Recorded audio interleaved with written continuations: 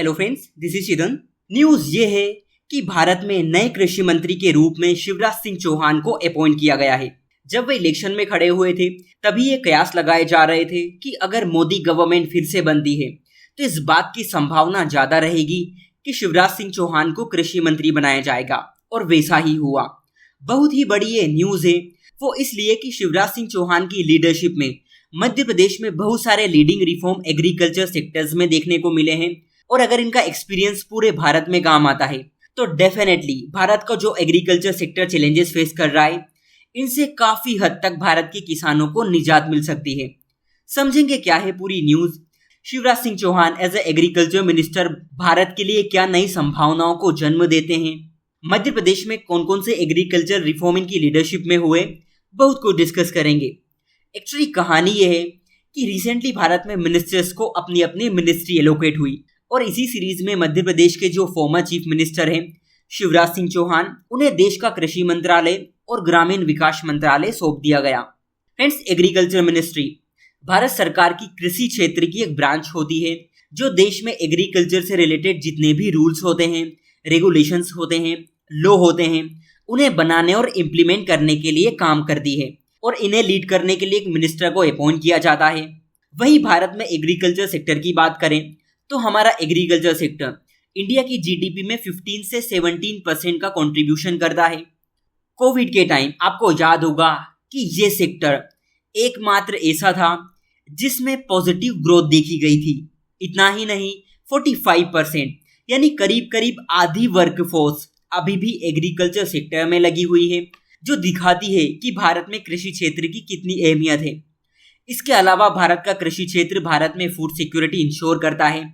ऐसे में ये बहुत जरूरी हो जाता है कि हमारी एग्रीकल्चर इंडस्ट्री अच्छे से चले। बड़ा क्वेश्चन ये है कि शिवराज सिंह चौहान की लीडरशिप में मध्य प्रदेश में कौन कौन से रिफॉर्म हुए।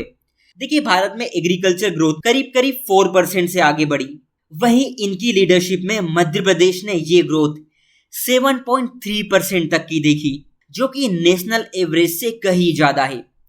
इनकी लीडरशिप में मध्य प्रदेश ने दलहन, सोयाबीन, तिलहन, टमाटर, लहसुन, इन सभी के प्रोडक्शन में आउटस्टैंडिंग परफॉर्मेंस दी। इसके अलावा मध्य प्रदेश एकमात्र ऐसा राज्य है जिसमें एग्रीकल्चर सेक्टर का इनकी जीडीपी में कंट्रीब्यूशन करीब करीब 45% तक हो गया, जो कि इंडिया के एवरेज से कहीं ज्यादा है। इन्होंने एपीएमसी यानी एग्रीकल्चर प्रोड्यूस मार्केटिंग कमेटी में रिफॉर्म किए ताकि छोटे और सीमांत किसान यानी स्मॉल एंड मार्जिनल फार्मर्स की मार्केट तक एक्सेस हो। इनकी लीडरशिप में इरिगेशन इंफ्रास्ट्रक्चर बहुत स्ट्रॉन्ग हुआ, क्योंकि सिंचाई ही कृषि का आधार होती है। मध्य प्रदेश ने अपने एग्रीकल्चर सेक्टर में प्राइवेट पार्टिसिपेशन बढ़ाया, जिसकी मदद से इरिगेशन का एक बड़ा नेटवर्क तैयार किया गया, जिसकी बदौलत ना मध्य प्रदेश में जो एग्रीकल्चर प्रोडक्शन है वो काफी इंक्रीज हुआ। इन्होंने मध्य प्रदेश में भावांतर भुगतान योजना लागू की ताकि किसानों को उनकी फसल के अच्छे दाम मिल सके। इसके अलावा अगर आप वर्ल्ड इकोनॉमिक फोरम की वेबसाइट पर जाओगे, आपको पता चलेगा कि एग्रीकल्चर सेक्टर में मध्य प्रदेश की क्या स्ट्रेटेजी है।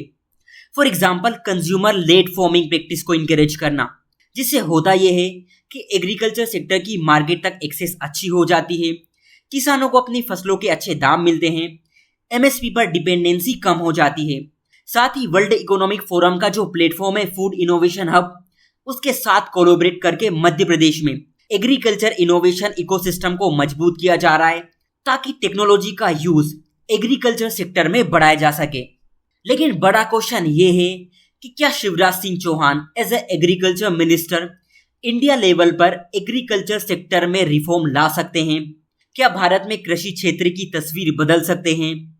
देखिए, भारत में कृषि क्षेत्र ना बहुत सारे चैलेंजेस फेस कर रहा है। सबसे पहला तो ये कि किसानों को उनकी फसल के अच्छे दाम नहीं मिल रहे, और इसीलिए देश में बहुत सारे किसान एमएसपी की डिमांड कर रहे हैं। ऐसे में गवर्नमेंट के सामने एक क्वेश्चन ये रहेगा कि एमएसपी का इलाज क्या हो। क्या भारत का कृषि मंत्रालय एक अल्टरनेटिव खोज पाएगा कि जिससे किसानों को अच्छे दाम भी मिले और सरकार के ऊपर फाइनेंशियल बर्डन भी कम हो। दूसरी बात, भारत के छोटे छोटे किसान कर्ज तले दबे हुए हैं और सुसाइड की खबरें भी आती रहती है।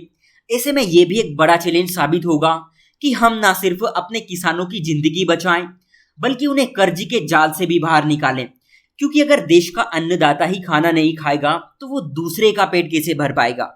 तीसरी बात, हमारी जो कृषि क्षेत्र की योजनाएं हैं उनका लाभ किसानों को ठीक तरह से मिल नहीं पा रहा। ऐसे में ये भी देखने वाली बात होगी कि गवर्नमेंट किसानों को किस तरह से जागरूक करती है, उन्हें ट्रेन करती है, ताकि योजनाओं में लीकेज की समस्याओं को रोका जा सके। नंबर 4, फर्टिलाइजर्स रिफॉर्म को आगे बढ़ाना। भारत में उर्वरक और उसकी सब्सिडी को ठीक तरह से रेगुलेट नहीं किया जा रहा। ऐसे में किसानों के हितों को प्रोटेक्ट करना बहुत ही ज्यादा जरूरी है। इसके अलावा आप देखोगे तो फूड इन्फ्लेशन ना इंडिया में एक बड़ा चैलेंज बन के उभरी है, जिसने आम लोगों को बहुत ज्यादा परेशान करके रखा है। इसको किस तरह से मैनेज किया जाता है ये भी देखने वाली बात होगी। इसके अलावा एग्रीकल्चर सेक्टर में इनोवेशन को इनकरेज करना। आज भी हम कृषि क्षेत्र में इनोवेशन में हम काफी पीछे हैं, टेक्नोलॉजी का ठीक तरह से यूज नहीं कर पा रहे हैं। जब तक हम इन इश्यूज को एड्रेस नहीं कर लेते हम अपनी प्रोडक्टिविटी को ज्यादा इंक्रीज नहीं कर पाएंगे, क्योंकि बदलती जलवायु ने पूरे भारत के सामने ये समस्या खड़ी कर दी कि मानसून अब और भी अनिश्चित हो चुका है।